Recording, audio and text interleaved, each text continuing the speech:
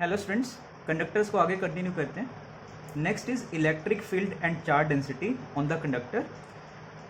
ठीक है, electric field surface के पास वाले रीजन में या चार्ज डेंसिटी सरफेस पे कितना है in the absence of external field. ध्यान रखना, अगर एक्सटर्नल फील्ड ना हो तो charge is distributed on the surface of the conductor such that charge density is inversely proportional to the radius of the curvature. देखो इसको करना कैसे है, जैसे मान लो इसका सरफेस है, अगर ये हम इसको एक स्फीयर मान लें, जैसे ये किसी रेडियस का स्फीयर हो गया, एक ये वाला किसी रेडियस का स्फीयर हो गया, इन दोनों का पोटेंशियल सेम है क्योंकि ये कंडक्टर है ना, कंडक्टर तो सारे पोटेंशियल सेम रहता है।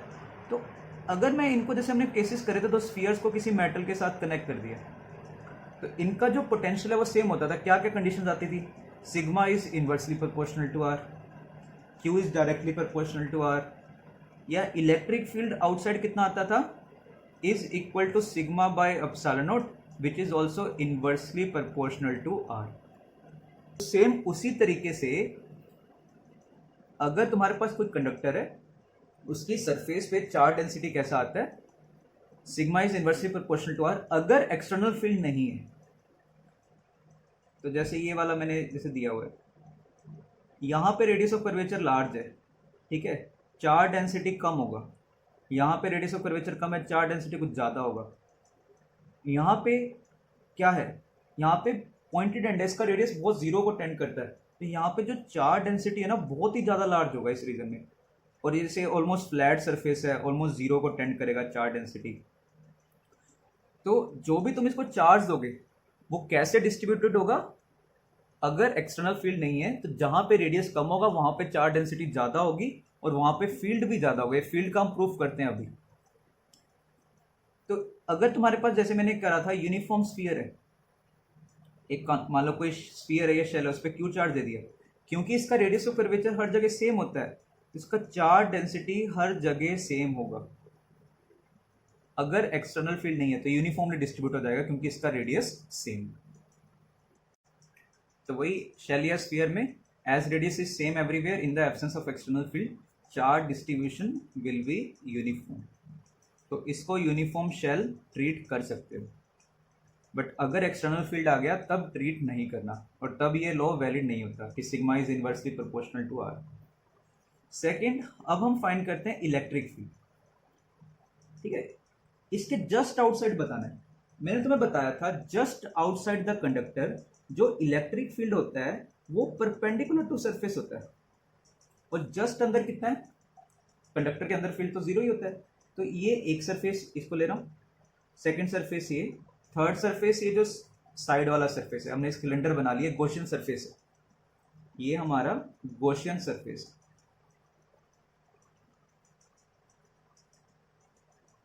तो what is the flux through first surface? It is zero. Why zero? Because अंदर जीरो, ई ही जीरो होता है। Flux through third surface, it is again zero because just outside the conductor field इस तरफ होता है और इसका जो एरिया वेक्टर है परपेंडिकुलर टू सरफेस आएगा। तो इन दोनों में एंगल कितना हो गया? 90 डिग्री। तो it is zero because E is perpendicular to ए।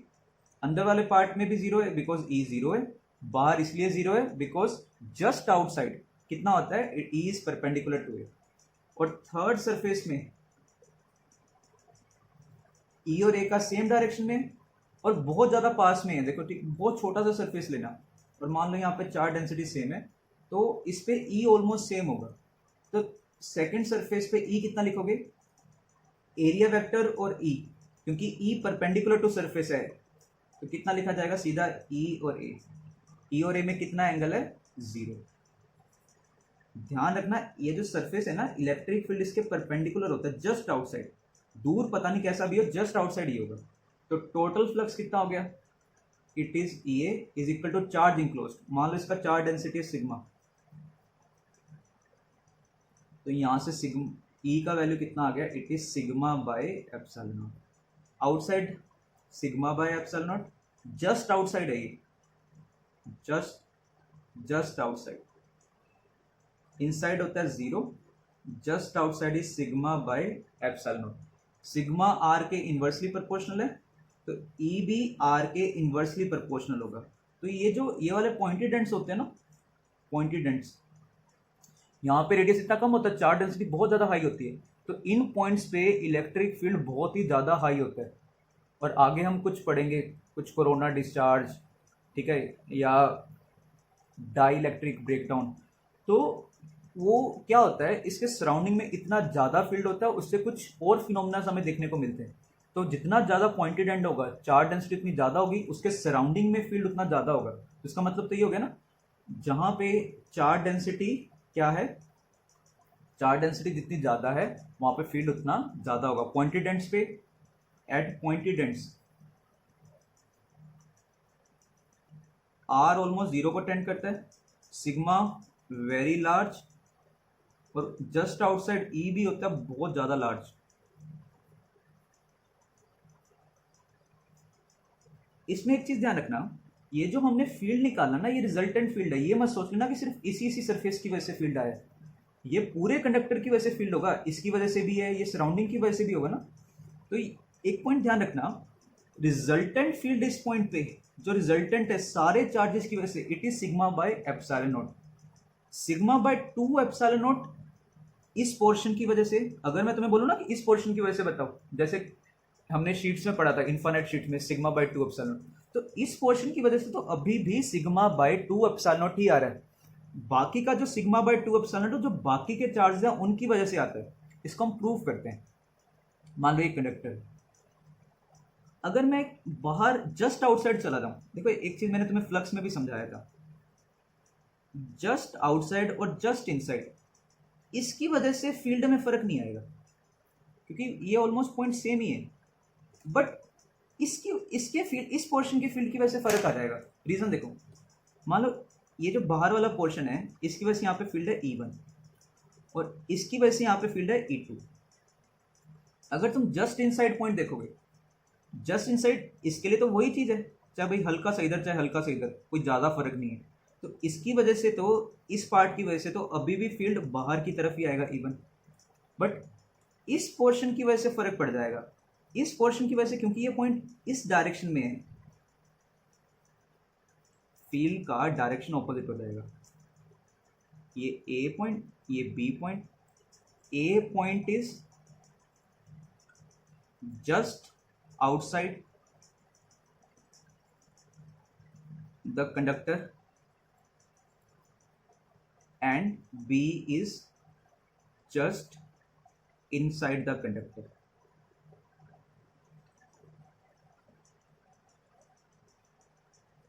तो इस सरफेस की वजह से तो फर्क हो गया, ये बाहर पॉइंट हो गया, ये इस तरफ पॉइंट हो गया, तो इस तरफ फील्ड इसकी वजह से E2 आ गया और E2 इधर आ गया। हमने सेम डिस्टेंस पे लिए हैं तो E का मैग्नीट्यूड सेम लोगे, मैग्नीट्यूड सेम होगा क्योंकि सेम डिस्टेंस पे लिए।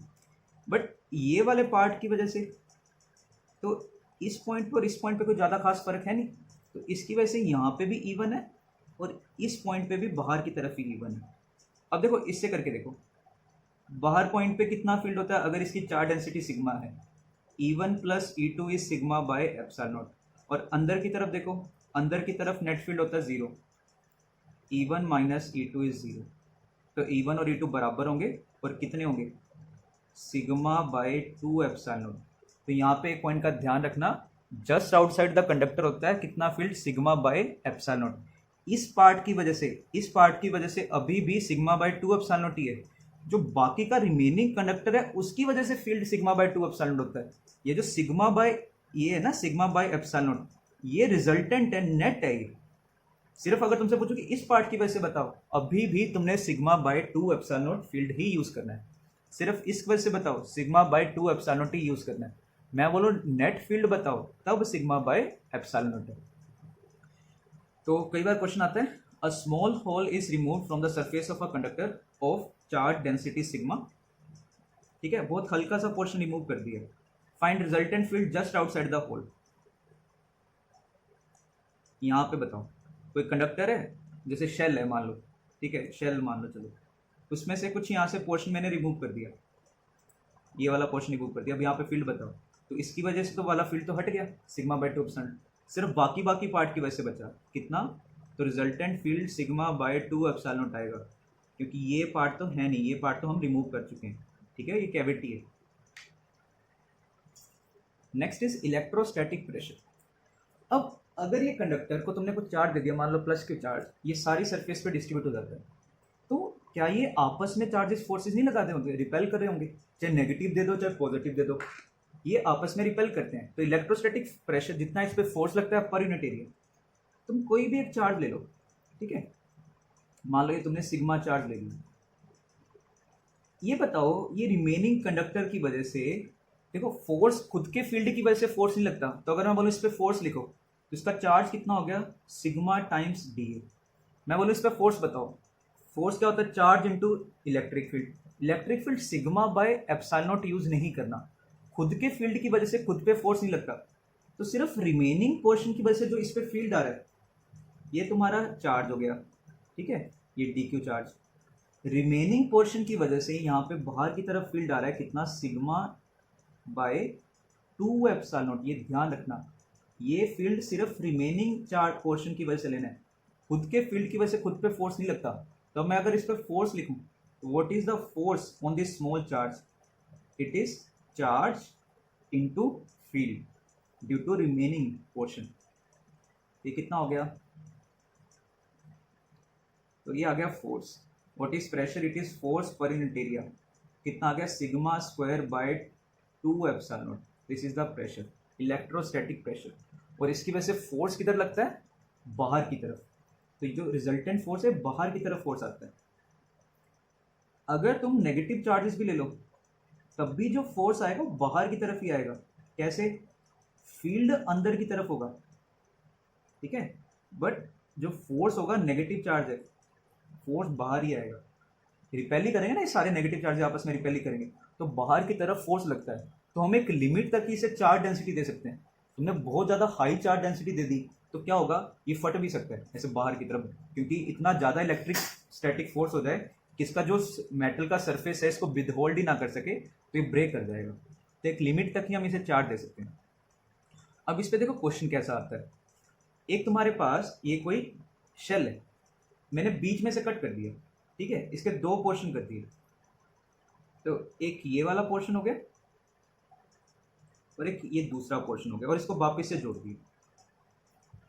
हमें बताना है कितना कितना इन पे फोर्स लगेगा, ठीक है, इन पे कितना एक दूसरे पे फोर्स लगाएंगे, और क्वेश्चन है कितना फोर्स रिक्वायर्ड है इनको होल्ड करने के लिए। ये तो आपस में से बाहर जाने का ट्राई करेंगे, पहले तो मेटल इसको रोक के रख रहा था, अब तुमने काट दिया तो ये बाहर की तरफ जाएगा, तो हमें इसको अंदर की तरफ कुछ फोर्स लगाना पड़ेगा रोकने के लिए, बिकॉज इस पे जो इलेक्ट्रिक फोर्स है वो बाहर की तरफ लग रहा है। मान लो इसका चार्ज डेंसिटी है सिग्मा, हमें ये फोर्स निकालना है। एक चीज देखो, हमने 11th में करा था फ्लूइड्स में, अगर प्रेशर हर जगह कांस्टेंट हो, तो मान लो जैसे ये आधा स्फीयर है, मैंने बोला इस पर फोर्स निकालो, तो P इंटू 2πr² नहीं लगाना, बिकॉज फोर्स का डायरेक्शन भी तो चेंज हो रहा है, हमें वेक्टर सम करना है। हम डायरेक्टली ये वाला सरफेस ले लेते हैं, तो इस पर जो नेट फोर्स आएगा P0 इंटू ये वाला एरिया आ जाएगा। ऐसे इस पे देखो, अगर चार्ज डेंसिटी सेम है तो जो इलेक्ट्रोस्टैटिक फोर्स होगा, चाहे जितना भी पोर्शन है इलेक्ट्रोस्टैटिक फोर्स, क्या वो सेम नहीं आएगा? कितना इलेक्ट्रोस्टैटिक प्रेशर है बाहर की तरफ, it is sigma square by 2 epsilon naught, ये हो गया प्रेशर। तो इनटू एरिया, कौन सा एरिया लोगे, हम डायरेक्टली ये एरिया लेंगे, चाहे इंटीग्रेशन करना इंटीग्रेशन से कर लो, डायरेक्टली तुम्हारे पास ये वाला क्रॉस सेक्शन एरिया आ जाता है। तो बाहर की तरफ, नेट बाहर की तरफ कितना फोर्स होगा, F resultant is sigma square by 2 epsilon not into area. Area ये वाला क्रॉस सेक्शन एरिया लेना है, ये चेक करो ये कितना रेडियस, ये आर है, तो स्मॉल आर कितना होगा, स्मॉल आर का वैल्यू निकालो, it is root of R square minus R by 2 का स्क्वायर, ये कितना आ गया, √3r/2।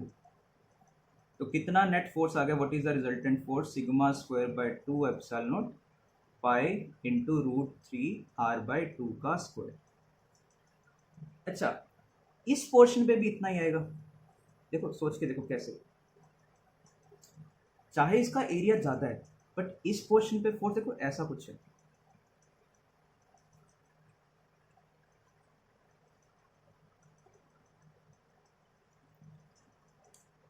यहां तक का ये जो ये वाला पोर्शन होगा ना, अगर सेम मैं इस तरफ काट दूं r/2, अगर ये r/2 पे है इस पोर्शन का तो नेट फोर्स जीरो हो जाएगा। कैसे? जितना पोर्शन इधर है उतना ही पोर्शन इधर आ गया। सिर्फ अगर मैं यहाँ तक की बात करूँ, ये फोर्स तो कट गए, देखो यहाँ पे जितने ऊपर की तरफ फोर्स थे यहाँ पे उतने नीचे भी। तो इस पे जो नेट फोर्स बचता है ना, वो सिर्फ इस आगे वाले पोर्शन की वजह से ही बचता है। तो अगर इस पे भी तुम्हें लिखना हो नेट फोर्स, तो डायरेक्टली यही रेडियस ले लेना, ज़्यादा मत सोचना। तो इस पे भी जो रिजल्टेंट फोर्स आएगा इस तरफ आएगा, कितना? Sigma square by 2 epsilon into pi R square, ये वाला रेडियस ही आएगा, ये वाला। Next is excess pressure. Excess pressure हमने बबल्स में पढ़ा था। जैसे मान लो कोई भी एक बबल की जो सरफेस होती है, फ्री सरफेस, वो कैसे एक्ट करती है? Elastic membrane. तो अगर इधर का प्रेशर ज़्यादा है, इस पर कुछ फोर्स लगता है, इधर से फोर्स लगता है। तो अगर P1 बड़ा है तो ये इस तरफ कुछ कर्व आ जाता है। तो हमने देखा बबल्स में, ये इनसाइड, ये आउटसाइड। तो इनसाइड का प्रेशर आउटसाइड के प्रेशर से ज़्यादा होता है। जिस तरफ भी कर्व है ना, उस साइड का प्रेशर ज़्यादा होगा। कितना प्रेशर का डिफरेंस आता था? 2T/R। और अगर 100 बबल है, या 100 बबल में फिर हम क्या लिखते थे, क्योंकि इसमें दो फ्री सरफेसेस होती हैं, 4T/R। Next is decrease in electrostatic pressure due to, sorry, decrease in excess pressure due to electrostatic pressure. तुमने इस पे कुछ, मान लो इसका कुछ रेडियस था, पहले कुछ R1 रेडियस है, तुमने इस पे कुछ चार्ज दे दिया, इसका रेडियस तो इंक्रीज कर देगा क्योंकि ये रिपेल करेंगे ना। तो अगर तुम्हें क्वेश्चन आया हुआ है ये मेंस में कि हमने इस पे चार्ज दे दिया, तो इसका रेडियस बढ़ेगा या कम होगा? इसका रेडियस रिपल्शन की वजह से बढ़ जाता है, क्योंकि इलास्टिक है ना, बाहर की तरफ फोर्स आ गया तो थोड़ा रेडियस बढ़ जाता है। मान लो बढ़ के रेडियस कुछ भी हो गया, कुछ आर, मान लो कुछ नया आर आ जाएगा।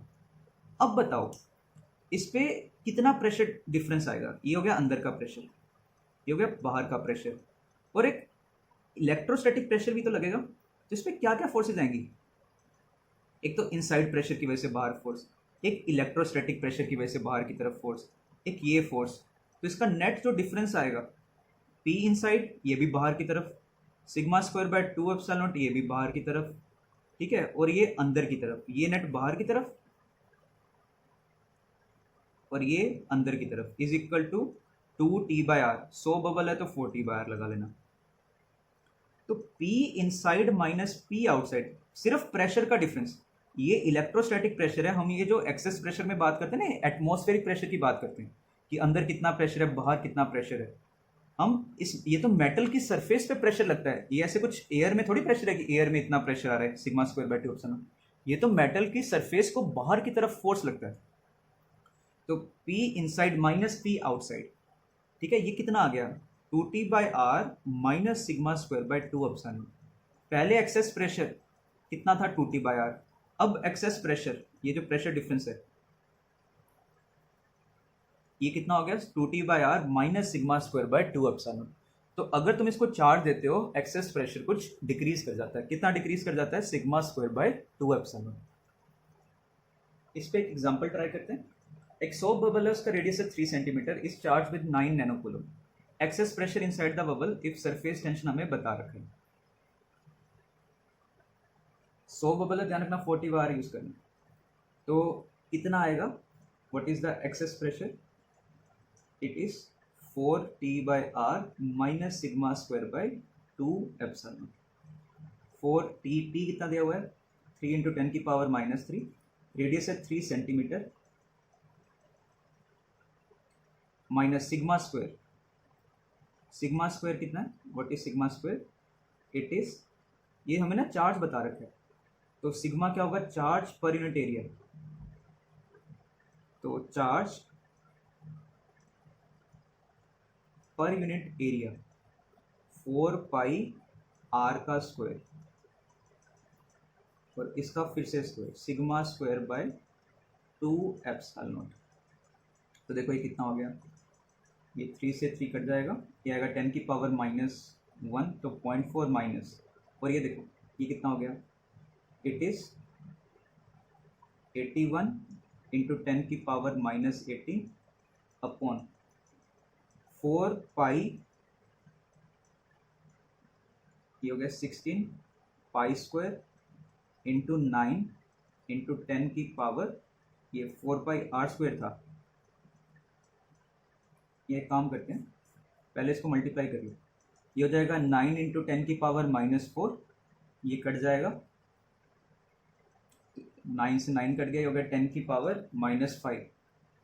तो देखो 10⁻⁻5 का स्क्वायर अपॉन 4 पाई, ये ऐसे बनेगा 4 पाई का स्क्वायर इंटू 2 एप्सिलॉन, और ये हो गया 0.4। 4 पाई एप्सिलॉन को 1/4 पाई एप्सिलॉन को मैं 9 इंटू 10⁻9 लिख रहा हूँ, और 4 पाई एप्सिलॉन नीचे रह गया। यहाँ से तुम लोग इसे सोल्व कर लो, तो ये हो गया 0.4, ये कितना हो गया 10⁻⁻1, ये 9, 8 पाई एप्सिलॉन 8.85 इंटू 10⁻⁻3, एप्सिलॉन तो चला गया ना, 8 पाई आएगा। तो ये तुम्हारे पास आंसर आ गया, इसको सॉल्व कर लो।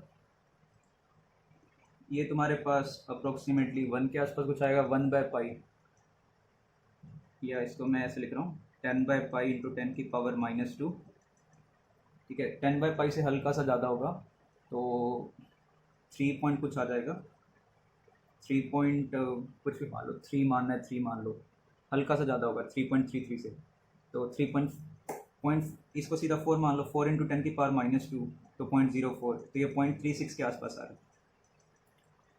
Next is energy density. Energy density क्या होता है? Energy stored per unit volume. और ये एनर्जी स्टोर्ड कहाँ पे होती है? मैंने तुम्हें बताया था, जो हमारी एनर्जी होती है ना, पोटेंशियल एनर्जी, वो जिस जिस रीजन में इलेक्ट्रिक फील्ड होता है वहां पे स्टोर्ड होती है ये एनर्जी। तो this energy stored in reason containing electric field, तो इसको स्मॉल यू से डिनोट करते हैं। होता क्या है? Energy stored per unit volume, तो यू बाई वी, और इसका जो वैल्यू आता है दैट इज हाफ एप्सिलॉन ई का स्क्वायर, उस रीजन में जितना भी इलेक्ट्रिक फील्ड है उसके मैग्नीट्यूड का स्क्वायर। इसका प्रूफ देखो, कंडक्टर से ही करते हैं। मान लो ये कंडक्टर है, इसकी अंदर इलेक्ट्रिक फील्ड होता है 0, बाहर की तरफ कुछ इलेक्ट्रिक फील्ड होता है, और just outside perpendicular to surface होता है। हमने देखा था अगर इसके चार्ज डेंसिटी सिग्मा है, इसको बाहर की तरफ एक रिपल्सिव फोर्स लगता है। मान लो तुमने इसको अगर बाहर की तरफ मूव करने दे दिया, अगर इसको हमने बाहर की तरफ मूव करने दिया तो इसका कुछ वॉल्यूम इंक्रीज कर जाएगा, है ना। तो मान लो ये कुछ dx लेंथ मैंने मूव करने दे दिया इसको बाहर की तरफ, तो what is the work done by electric force? Electric force भी बाहर है और तुमने dx मूव करने दे दिया, तो what is the work done by electric force? It is F electric into dx। तो चेंज इन पोटेंशियल एनर्जी क्या होता है? माइनस ऑफ ये कितना आ गया, ये d कितना आ गया, F इलेक्ट्रिक। F इलेक्ट्रिक कितना होता है? बाहर की तरफ कितना फोर्स बताया था? प्रेशर तो होता है sigma square by 2 epsilon not into area से मल्टीप्लाई कर दिया, ये आ गया तुम्हारे पास, ये जो भी इसका एरिया से मल्टीप्लाई कर दिया मैंने, ये आ गया फोर्स इंटू डिस्प्लेसमेंट। ये छोटे छोटे एरिया इंटू डिस्प्लेसमेंट, ठीक है। ये आ जाएगा इसका चेंज इन वॉल्यूम। तो व्हाट इज, इतना एनर्जी का चेंज आ गया। अब ये सोचो ये एनर्जी गई कहाँ पे? पोटेंशियल एनर्जी नेगेटिव आ रही है, change in potential energy negative आ रहा है, मतलब पोटेंशियल एनर्जी डिक्रीज कर रहा है। पहला क्या था, इससे पहले क्या केस था और अब क्या केस है? पहले इस पार्ट में इलेक्ट्रिक फील्ड था, बट अगर तुमने अब कंडक्टर को एक्सपैंड करने दे दिया, अगर कंडक्टर एक्सपैंड कर गया और ये बाहर वाला कंडक्टर बन गया, ये बाहर वाला पूरा कंडक्टर बन गया, ये वाला पार्ट कंडक्टर आ गया, तो अब इस रीजन में से इलेक्ट्रिक फील्ड गायब हो जाएगा, क्योंकि अब ये कंडक्टर का इनर पार्ट हो गया, और कंडक्टर के इनर पार्ट में कितना इलेक्ट्रिक फील्ड होता है? 0। पहले अगर यहाँ पे इलेक्ट्रिक फील्ड था तो एनर्जी थी, मैंने एक्सपेंड कर दिया तो मैंने इतना रीजन जिसमें इलेक्ट्रिक फील्ड था वो गायब कर दिया या खत्म कर दिया, तो वहां से एनर्जी खत्म होगी, इसलिए हमारा पोटेंशियल एनर्जी डिक्रीज कर गया। तो कितना potential energy per unit volume decrease कर रहा है? तो इस पार्ट में इतना एनर्जी डेंसिटी रहा होगा। तो व्हाट इज, तो पहले इसमें इलेक्ट्रिक फील्ड था, तो पहले इस पार्ट में कितना एनर्जी था जो अब गायब हो गया? तो पहले इस पार्ट में कितना एनर्जी था पर यूनिट वॉल्यूम जो गायब हो गया? It was sigma square by 2 epsilon. और ये देखो, ये तो किसके बराबर आ गया? ये हमारा वो इलेक्ट्रोस्टैटिक प्रेशर के बराबर आ गया। और सिग्मा क्या होता है? सिग्मा बाय, अगर मैं इसको इलेक्ट्रिक फील्ड की टर्म में करूं, इस रीजन में टोटल फील्ड कितना था? टोटल फील्ड, ये मत बोलना कि सिर्फ इस पोर्शन की वजह से, टोटल फील्ड कितना था? It was sigma by epsilon naught, जो तुमने खत्म कर दिया। तो सिग्मा कितना है? E into epsilon naught. तो एनर्जी डेंसिटी कितना आ गया? ई एप्सिलॉन नॉट का स्क्वायर बाय 2 एप्सिलॉन। तो it is half epsilon naught E का स्क्वायर। अगर मेटल की बात करें sigma square by 2 epsilon naught, but तुम यही फॉर्मूला याद करो, half epsilon naught E square. E उस रीजन में जितना टोटल फील्ड है, ये मत बोलना कि सिर्फ इस पार्ट की वजह से, जितना टोटल उस पार्ट में फील्ड है। जैसे हम प्रूव करके देखते हैं, जैसे find energy density of self energy of shell. Shell की हमें सेल्फ एनर्जी निकालनी है।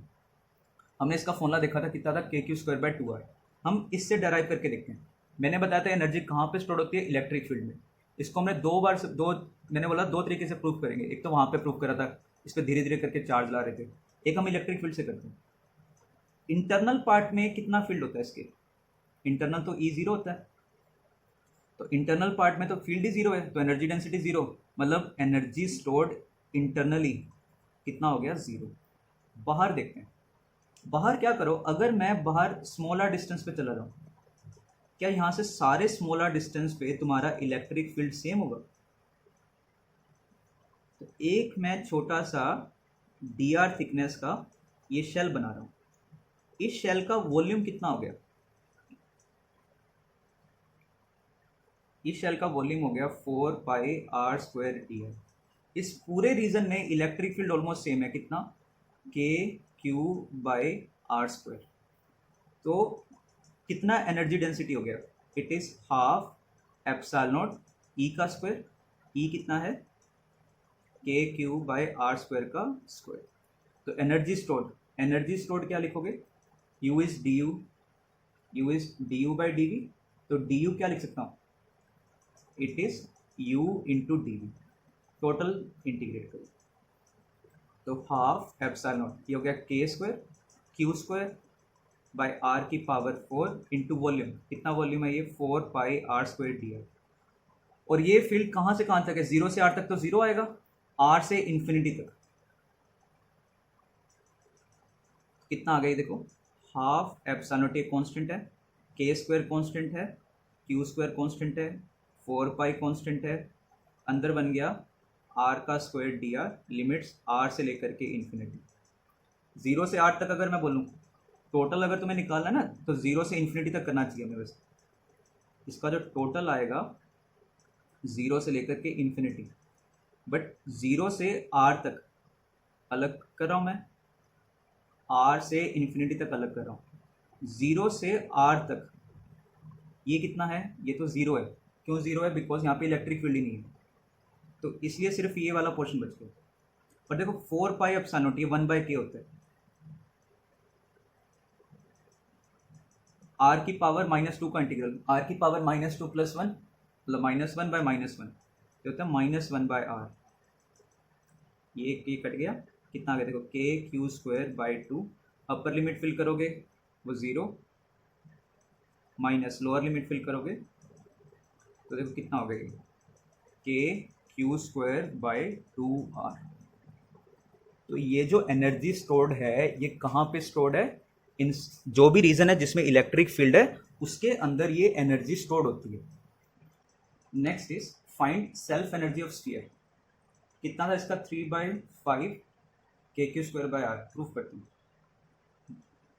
देखो ये स्फीयर है, मान लो इस पर क्यू चार्ज है, टोटल एनर्जी जो स्टोर्ड होगा वो 0 से इन्फिनिटी इंटीग्रल यू डी।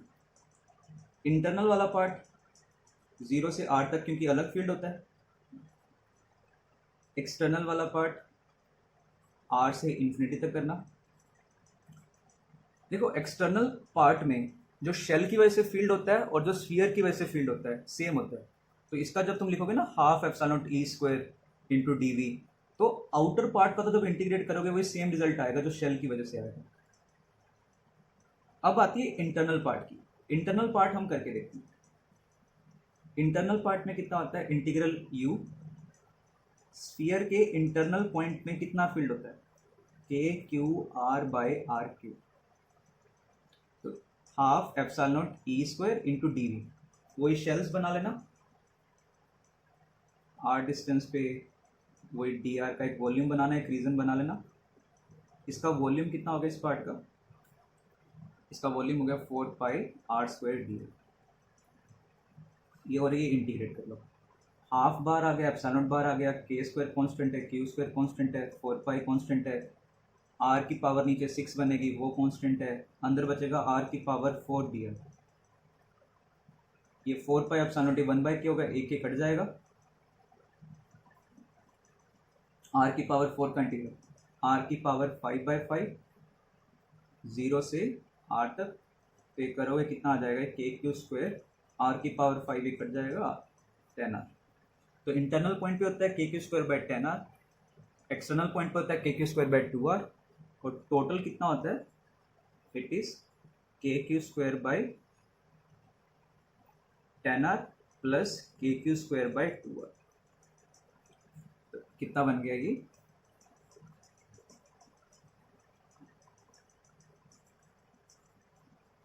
+5, ये आ गया 6 के क्यू स्क्वायर बाय 10r या 3/5 K Q square bye r। इनका अगर हम रेशियो कैलकुलेट करें, इंटरनल, एक्सटर्नल और टोटल का, इसका रेशियो कैलकुलेट करो, डिनोमिनेटर सेम कर लेना, इसका डिनोमिनेटर 10 है, इसमें भी अगर 10 करोगे तो 5 से ऊपर नीचे मल्टीप्लाई कर लेना, और इसमें 2 से ऊपर नीचे मतलब 6, इसका जो रेशियो आएगा 1:5:6।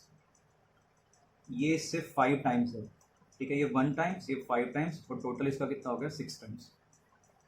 अगर ऐसी पॉइंट चार्ज हो, और पॉइंट चार्ज आर कितना होगा, आर 0 को टेंड करता है, तो उसका जो सेल्फ एनर्जी है वो इन्फिनिटी को टेंड करता है। तो जनरली अगर कभी भी ना पॉइंट चार्ज हो तो हम उसको यू नॉट लिख देते हैं, क्योंकि इन्फिनिटी तो नहीं लिखते, यू नॉट लिख देते हैं। हम ये एनर्जी कब यूज करते हैं, सेल्फ एनर्जी मेनली, या तो क्वेश्चन में पूछा होगा सेल्फ एनर्जी बताओ, मेनली हमें क्वेश्चन में चेंज इन पोटेंशियल एनर्जी चाहिए होता है। तो स्फीयर अगर रेडियस चेंज नहीं हो रहा, तो पहले भी उतना ही रेडियस था, अभी भी उतना ही रेडियस है, तो उसकी सेल्फ एनर्जी चेंज नहीं करती, तो हम ये क्वेश्चन में जनरली यूज नहीं करते। अगर क्वेश्चन में पूछा टोटल पोटेंशियल एनर्जी बताओ इंक्लूडिंग कौन सी, सेल्फ एनर्जी, तब इसको लेना, ठीक है, या स्फीयर या शेल का रेडियस चेंज हो रहा हो तब हम इसे कंसीडर करेंगे। तो जैसे यही क्वेश्चन है, find energy stored in imaginary spherical region around the conductor between radius A to B, A radius से बी रेडियस तक कितना एनर्जी स्टोर्ड है। ये कोई ऐसे शेल वगैरह नहीं है, ये पॉइंट चार्ज है, इसके सराउंडिंग में एक रीजन बता दिया कि इस रीजन में बताओ। अब तो कर लेना चाहिए, ये पॉइंट चार्ज है, इसके सराउंडिंग में ये रीजन बना लो, आर डिस्टेंस पे एक डी आर थिकनेस का बना लिया, इस पूरी जगह पे कितना फील्ड होगा, के क्यू बाय आर स्क्वायर, इसका वॉल्यूम हो गया 4 पाई आर स्क्वायर डी आर, इसका जो एनर्जी लिखोगे क्या लिखोगे, integral half epsilon naught E square into volume. तो वही टर्म्स बनेंगे, हाफ एप्सिलॉन नॉट के स्क्वायर क्यू स्क्वायर 4 पाई, और यहाँ पे ये आर की पावर 4, ये 1 by R square, 4 pi epsilon naught, ये 1 बाय के, एक कट जाएगा, ए टू बी पे आ गया -1 बाय आर, ए से बी, लिमिट्स फिल कर लेना, मैं माइनस साइन बाहर कॉमन निकाल रहा हूँ, पहले upper limit minus lower limit, ये माइनस अंदर ले जाओ, K Q square by 2 1 by a -1 by b. Energy stored हमेशा पॉजिटिव भी आएगा, चाहे नेगेटिव चार्ज हो या पॉजिटिव चार्ज हो, क्योंकि उसका स्क्वायर हो रहा है। तो ए से बी रीजन में कितना एनर्जी स्टोर्ड है, K Q square by 2 1 by a -1 by b. और ये याद कर सकते हो, याद कर लो, जैसे मैं बोलूँ शेल है, आर से लेकर के इन्फिनिटी तक कितना एनर्जी स्टोर्ड है, तो पॉइंट चार्ज की वजह से जो फील्ड होता है और शेल की वजह से जो फील्ड होता है वो सेम ही होता है, एक्सटर्नल पॉइंट के लिए। तो अगर मैं बोलूँ आर से इन्फिनिटी तक, तो ए का वैल्यू आर फिल कर देना, बी का वैल्यू इन्फिनिटी फिल कर देना, तो k² आ जाएगा। जैसे मैं बोलूँ इसी के लिए आर से लेकर के 2r तक बताओ, तो एक आर दूसरा 2r, यहाँ से एनर्जी स्टोर्ड निकाल देंगे।